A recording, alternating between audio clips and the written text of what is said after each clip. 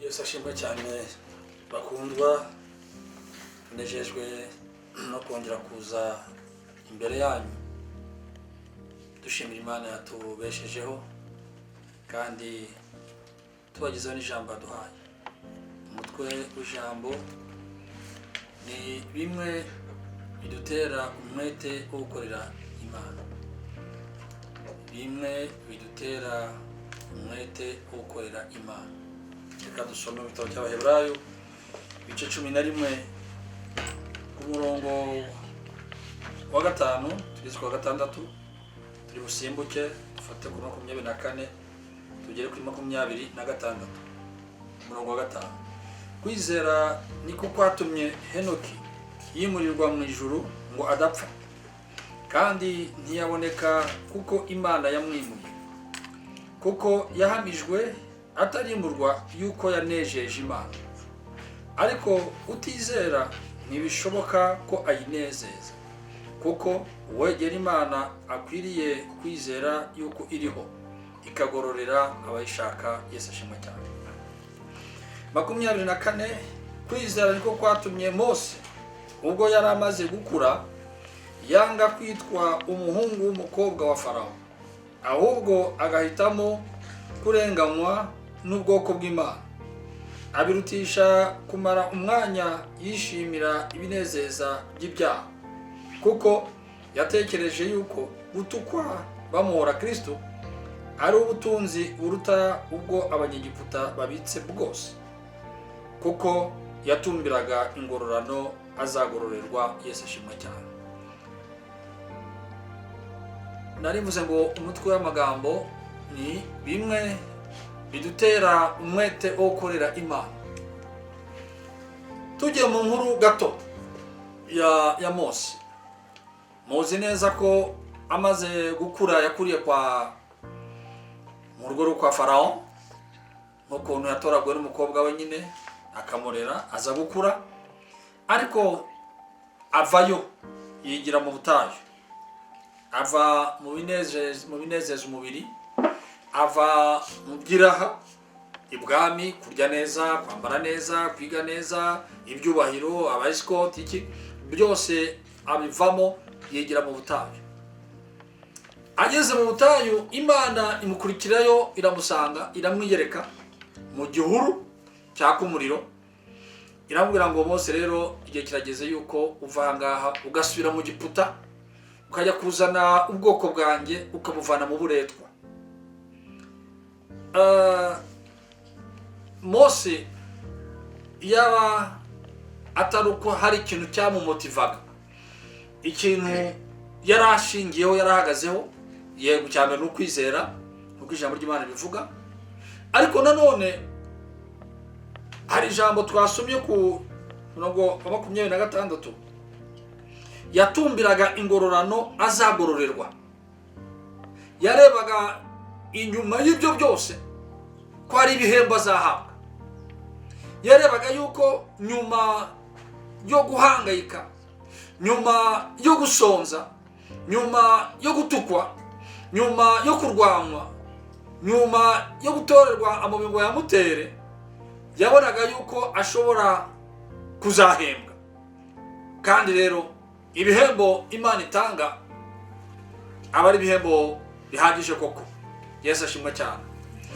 Bene data rero, areba ibyo byose abisumbisha ibihembo Mose yarategereje, cyangwa si salaire, cyangwa si remuneration. Ibyo ngibyo ni ibintu, remuneration cyangwa umushahara cyangwa ibihembo ni ibintu umuntu ahabwa après avoir presté, nyuma yo kugira icyo ukora. Kandi ibihembo hari abahembwa par jour, abo twita abajournalier, hari abahembwa ku buryo hebdomadaire nyuma y'icyumweru, hari abahembwa par mois cyangwa les mensuels nyuma y'ukwezi. Ariko selon les étapes, ibyo bihe byose uko bitambuka, waba umunsi umwe cyaba icyumweru cyaba byaba bibiri byaba ukwezi, ibyo byose ni umushahara, ni ibihembo, ni salaire, ni ibintu baha umuntu wagize icyo akora. Imana rero turi mu gihe cyo guhembwa n'Imana, kandi ntabwo Imana ihemba n'importe qui n'importe comment. Imana ihemba abakozi bayo babizerwa, ses fidèles serviteurs. Ndakwifuriza wowe nyumva kuzirikana guhemba. Ndavuga guhemba, hari ibihe byo guhembwa. Hari uhembwa par jour, banyakabyizi. Hari uhembwa par semaine, hebdomadaire. Hari uhembwa par mois, le mensuel. Ibyo byose ni ibihembo, ni salaire. Mose rero aravuga ngo kubabazwa ku bwa Kristo, ngatukwa ku bwa Kristo, nkangwa na bene wacu ku bwa Kristo, bagashaka no kuntera amabuye no kunyica ku bwa Kristo. Ibyo byose kuri jyewe ntabwo mbihwanya n'ingororano na salaire Imana izama. Bimwe mu bidutera umwete wo korera Imana, icyambere ni ibihembo. Abantu benshi bakorera Imana mu kigari, batizera ko izabahemba, batizera yuko hari icyo bazayisaruramo. Imana ntabwo ari farceur, Imana ntabwo ari escroc. Ijambo ry'Imana muri Luka ryandura ngo ukora wese aguye guhembwa. N'Imana abakozi bayo irabahemba, ariko abakozi bari serviteur. Nowa ngo yari Henoki ngo yari imuwe ajyanwa mu ijuru, ngo kuko yatangiwe rapport. Numve neza, yatangiwe rapport yuko anezeza Imana. Mu yandi magambo, duhembwa n'Imana, ariko hari amafaze ducamo, hari inzira ducamo, hari ibikorwa dukora, kandi ibikorwa binyura mu maboko y'abantu batatu. Umuntu wa mbere ni wowe, umuntu wa kabiri ni abandi bantu, umuntu wa nyuma ni Imana. Reka twe muri Baroma, cyangwa twareke ndabivuga mu gatoya, Baroma ibice bya 12 cyose kiri subdivisé mu bice bitatu. Icyambere nuko uhinduka wowe, renouvellement de l'intelligence, nuko uhindura umutima wawe, ugahindura ubwenge bwawe, ntuyoborwe na kamere, ntuyoborwe n'imbaraga zawe, ukayoborwa n'Imana. Renouvellement de l'intelligence par Dieu. Umwuka w'Imana akakuzamo akakuyobora. Iyo umwuka w'Imana akuyoboye, ugira imyifatire yawe wenyine, ukisuzuma, ukihana amanota. Icya kabiri nuko umuntu ari hose agenzurwa n'abantu bamureba hanze. Nous sommes observés par le public. Abo tubana mu rugo, abo tubana muri quartier, abo dukorana imirimo, abo twigana, abo dukorana sport, abo dusengana, abo bose baratuzi. Ntukishushanye, ntukifate nk'uko utari, ahubwo menya ko inyuma y'ibyicamo byose hari ingororano, hari ibihembo. Bene data, icya gatatu ni attitude, imyifatire yawe imbere y'Imana. Tukagaruka ahangaha ngo Imana ihemba abakozi bayo babizerwa, ses serviteurs fidèles. Kwizerwa n'Imana ugomba kubikora mu ngero eshatu nanone. Iya mbere, pas dans ton corps, mu mubiri wawe. Icya kabiri, par ton âme, amarangamutima yawe, ibyifuzo byawe n'ibikorwa byawe.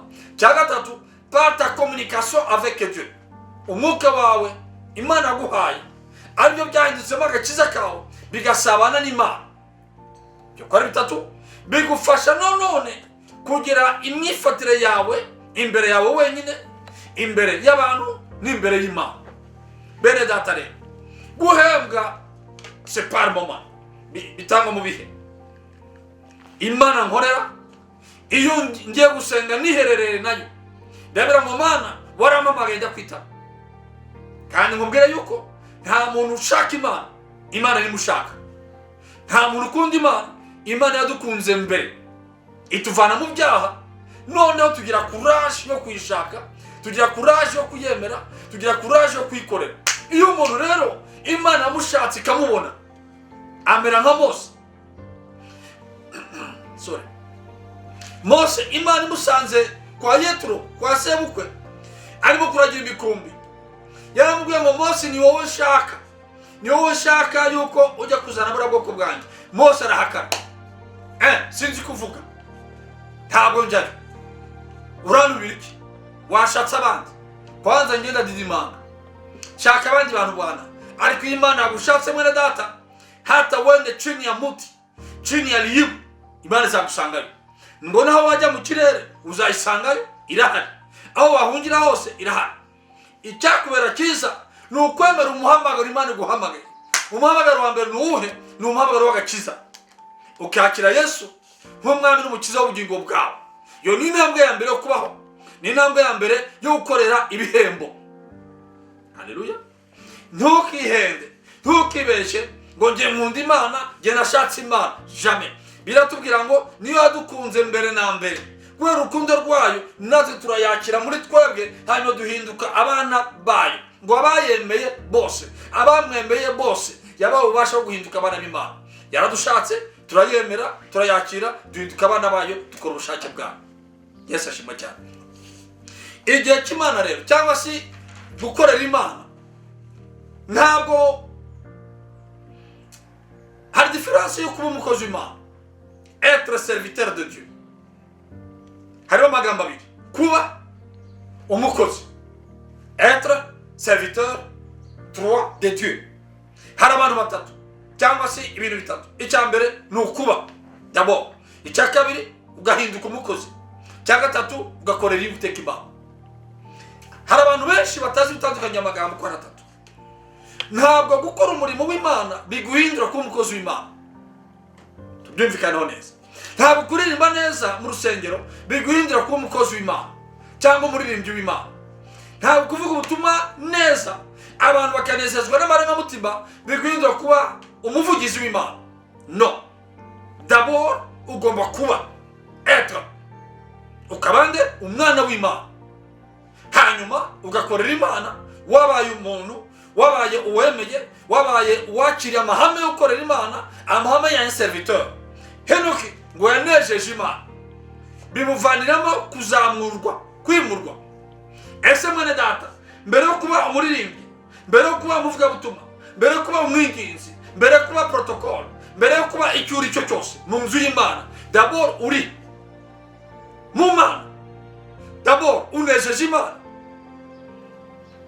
ijambo ry'Imana ngo uwegera Imana wese amenye ko iriho utayinezeza ntabwo izamugororera kunezeza Imana ntabwo ari ukuyikorera utari umuntu wayo Yesu ashimwe cyane kuko hari mu gifaransa les intrus byita abacengezi hari abacengezi mu nzu y'Imana kandi bambara neza bagasa n'abambaye ijambo ry'Imana bagafata Bibiliya nini cyane ngiyi ngiyi bakarimbisha amajwi meza cyane bagatanga impression bakerekana hanze yuko ari abakozi b'Imana ntabwo byose Imana ibireba mbere na mbere ijya kurebera kuri base ni umutima wawe base ni santima yawe ibyo navugaga gukora ntabwo biduhindura kuba abakozi b'Imana ahubwo kuba d'abord turi abantu b'Imana n'umutima wacu wose n'ubugingo bwacu bwose n'imbaraga zacu zose n'ubushobozi bwacu bwose n'ubutunzi bwacu bwose n'umwanya wacu bwose ibyo ngibyo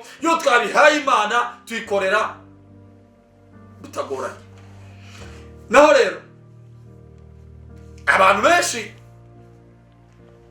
basimbukiye muri phase yo gukora batarabaho ce sont des serviteurs fantômes n'abakozi baba fantôme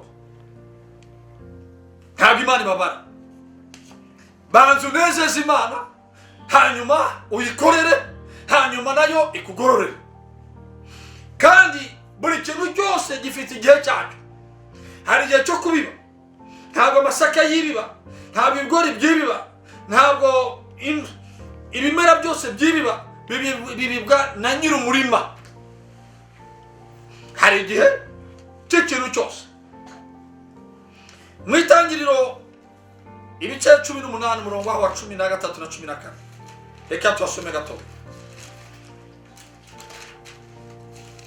itangiriro 18 13 na 14 Uwiteka abaza Aburahamu ati niki ishakeje Sara akibaza ati nukuri koko nzabyara nyecuye hari ikinandirima Uwiteka se mu gihe cyashyizweho, iki gihe cy'umwaka nikigaruka nzakugarukaho Sara abyare umuhungu. Igihe cyageze hari muvuma ikorwa mu ijuru, igihe cyakozwe, igihe cyageze kandi n'umuntu unezeza Imana yakoze ibyo akwiriye gukora. Hari muvuma ikorwa iva mu ijuru, hari un transfer, hari un mouvement, hari un déplacement. Imana irabwira ngo ibwira Abraham ati igihe cyashyizweho, il y a un moment précis, il y a un temps précis, hari igihe cyashyizweho kugira ngo Imana yongere yibuke ibyo wakoze, yibuke ijambo yakuvuzeho, hanyuma ikugarukeho, icyo yagambiriye nacyo gikorwe kigerweho. Bwana sifiwe. Sara yari ingumba. Mu bugumba bwe yari kumwe n'umutware we witwa Abraham. Abraham hari ikintu yakoze. Dès le début, Abraham yanejeje Imana mu kuyumvira. Yavuga ngo Abraham, haguruka uve iwanyu, dans ta patrie. Haguruka uve mu muryango wawe, haguruka uve mu bwoko bwawe, ugende ujyaho nzakwereka. Kubera kwizera kwa Abrahamu arahaguruka, yizera ijambo abwiwe n'Imana, afata imikumbi, afata abakozi, afata na Loti aramukurikira mwene se, barajyana atazi yagiye, ariko yizeye kuyoborwa n'ijambo ry'Uwiteka Imana, kuko aravuga ngo uko bimeze kose icyo Imana ivuze no kugikora izagikora. Uko bizagenda simbizi, aho bizaturuka simpazi, ariko icyo nzi cyo Imana icyo ivuze izagisohoza. Abraham arahaguruka, amaze guhaguruka avuga n'umugore we Sara w'ingumba. Ingumba ni umuntu utabyara, n'Imana yari bizi ko atabyara, n'Imana yari izi ko atabyara, ariko ko Imana ari Imana ihagurutsa Abrahamu kugira ngo irebe ko ayinezeza. Nunezeza Imana, ijambo izakuvugaho byose mu gihe cyaryo bizasohora. Nawe mwere data, igihe turimo none ahangaha ni ukwezi kwashyizweho, ni ukwezi kwavuzwe, ni ukwezi kwemewe ko ari ukwezi ko guhembwa. Igihe cyo guhembwa ntabwo baguhemba batarareba presence yawe, ntabwo baguhemba batarabona prestation zawe, ntabwo baguhemba batarabona umurimo wakoze. Bajya muri dosiye yawe bakareba iminsi warwaye, bakareba iminsi ya konje wihaye, absence, bakareba igihe utagize rentabilité, bakareba perte zawe, bakareba igihe utawujuje objectif zawe. Aho nigeze gukora muri brasserie, uruganda rukora ibinyobwa mu Rwanda, twari dufite icyo twita target, twahemberwaga target. Wayuzuza ku rugero rwa 50%, wahemberwaga 50%. Wagera kuri 60% ugahemberwa 60%, wagera kuri 90% ugahemberwa 90%, wajya hasi 40% ugahemberwa 40%, ugahabwa n'ibaruwa iguhereza mise en garde. Hari umushahara uhasi, hakaza n'urwandiko rwa mise en garde. Abantu benshi banone rero Imana yavanye iwabo barabyemera, ariko bageze mu nzira izo fayi, bageze mu nzira bararangara, bageze mu nzira banga gutera intambwe, bageze mu nzira bagakora ibyo Imana ishaka, kandi barashaka guhembwa nk'uwakomeje urugamba, nk'uwakomeje urugendo rwazahembwa icyarimwe. Never. Ahubwo bazahembwa bahabwe n'urwandiko rwa mise en garde, ariko wakoze neza azahembwa bijyanye n'ukuntu yakoze, azahabwa urwandiko rwa excellence cyangwa rw'igihembo, bambwira ngo wakoze neza, komereza aho ngaho. Igihe cyashyizweho, buri muntu wese afite igihe cyashyizweho, kandi iyo cyasohoye Imana ikora, irahemba, Imana iratabara. Ndavuga tuvuge nka Yobu, hara muri Job 42, tuvera kuri yo mu gice cya mbere. Yobu yagambaniwe na Satani, ariko Imana irabyemera, yamburwa ibyo byose, yamburwa abana, yamburwa amatungo, yamburwa amazu ye, ndetse n'umubiri we ukorwaho. Nabone we yaragiye kuwamburwa kuko wari umaze kumunanira, ariko igihe cyageze cyashyizweho n'Uwiteka Imana, igihe cyo gutabara. Nibwo Yobu yavuze ngo icyo nzi cyo umucunguzi wanjye azahaguruka ari uwa nyuma. Donc ibintu bya nyuma biza ari kureminera ibyabaye bya mbere. Kugwaguka kwa nyuma kuza kuje kwibagiza effort fourni, imbaraga watanze, ubutunzi watanze, sacrifice watanze, igihe cya nyuma kiza uguhemba. Yobu yababajwe na byinshi. Mu Gifaransa naravuga neza ngo il a encaissé beaucoup de coups. Yakubiswe ipfunsi byinshi cyane, yakubiswe mu butunzi bwe, yakubiswe mu mubiri we, yakubiswe mu rubyaro rwe, akubitwa mu rushako rwe, akwitirwa no mu nshuti ze. Hose yarakubiswe ipfunsi kandi byose byashaka kumunanira, byasaga n'ibimurusha imbaraga. Ariko muri we hari ikintu yifuzaga, kwari kunezeza Uwiteka Imana, kudatatira igihango cye. Yobu aguma ku jambo ngo hanyuma, Yesu ashimwe cyane, ngo hanyuma ku murongo wa 12 ngo nuko Uwiteka ahira Yobu ubwa nyuma kuruta ubwa mbere, agira intama 14,000 n'ingamiya 600 n'amapfizi 2,000 n'indogobe z'ingore 1,000, kandi abyara abahungu 7 n'abakobwa 3. Iyi Mana yakugejeje mu gihe cyayo, ukaba warazirikanye gukorera Imana, uri umukozi w'Imana w'umwizerwa. Navuze yuko titre ari bimwe mu dutera imbaraga zo gukorera Imana. Muri ibyo bimwe ni ukwitegura guhembwa n'Uwiteka Imana.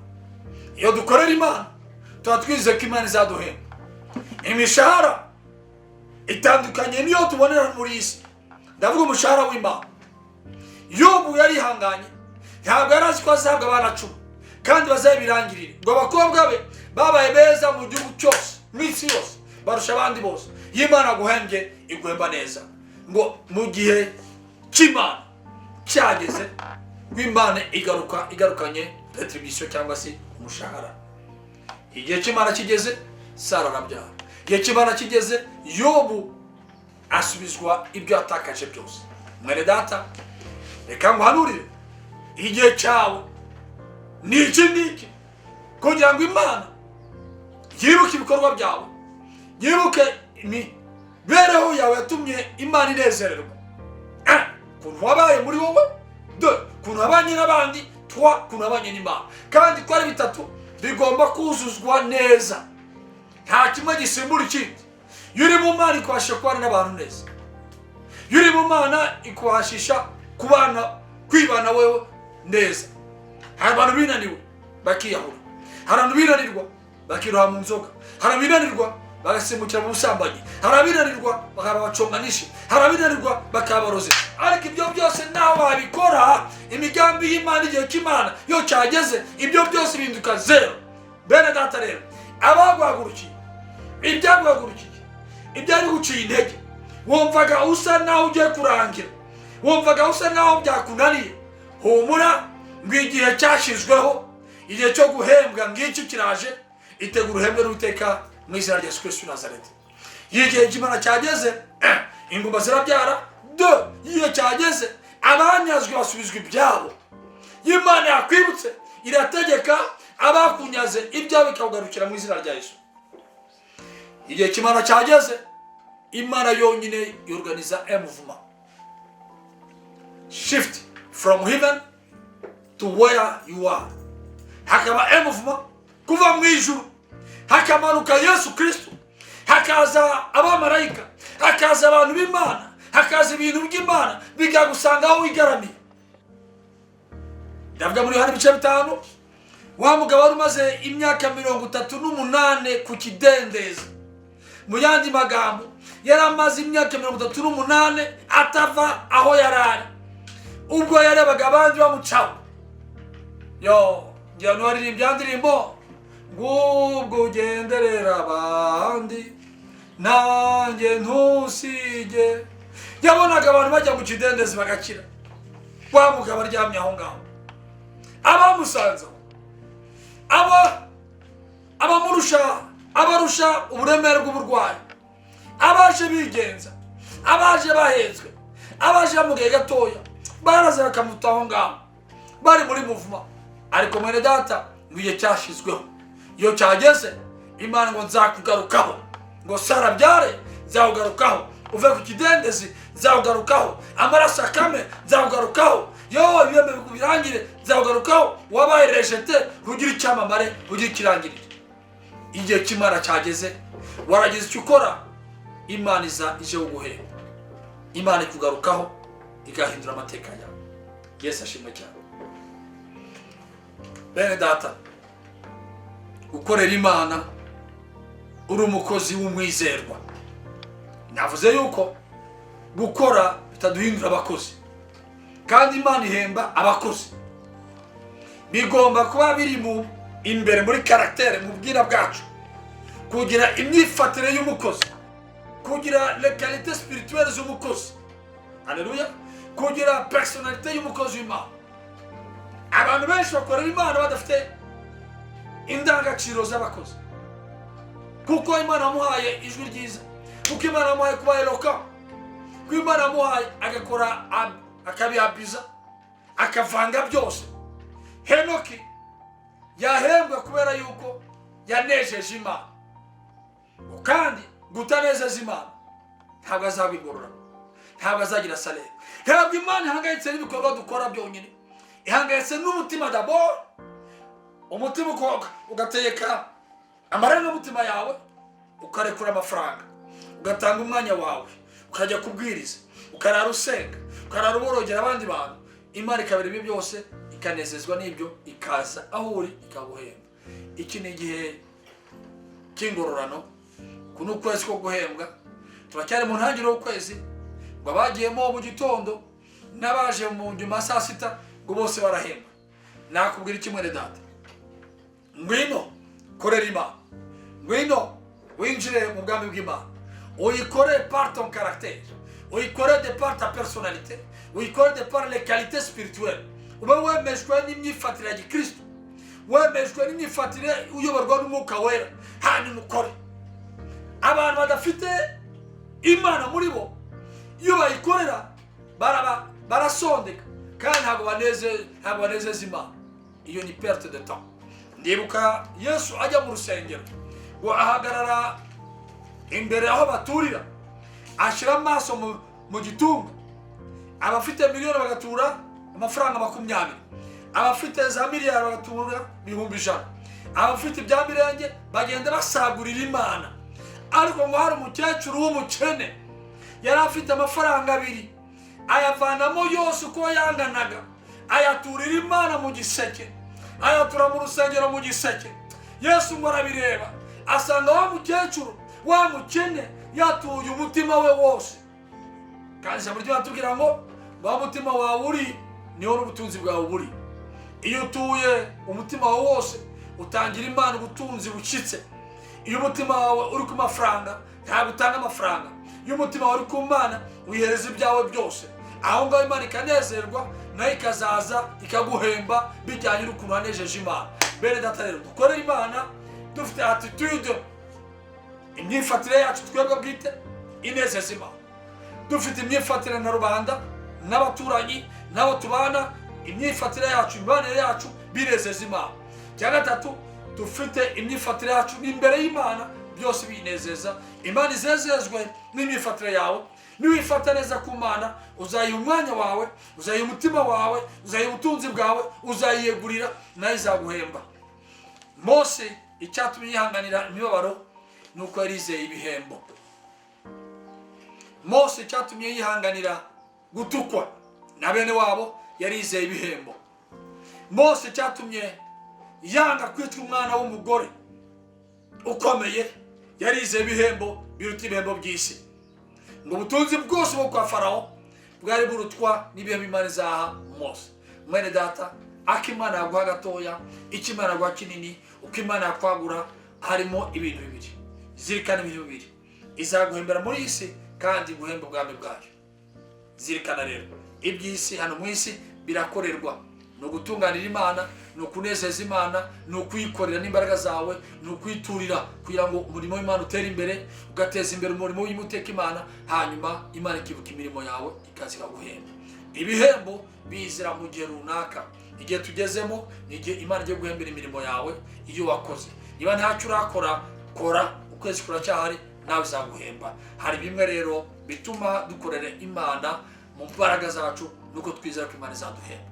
Nawe mwere data, umwanya utanga utange neza, ubushobozi utanga butange neza, inama utanga zitange neza, amasengesho ukora yakore neza, kwizera ukora bikore neza.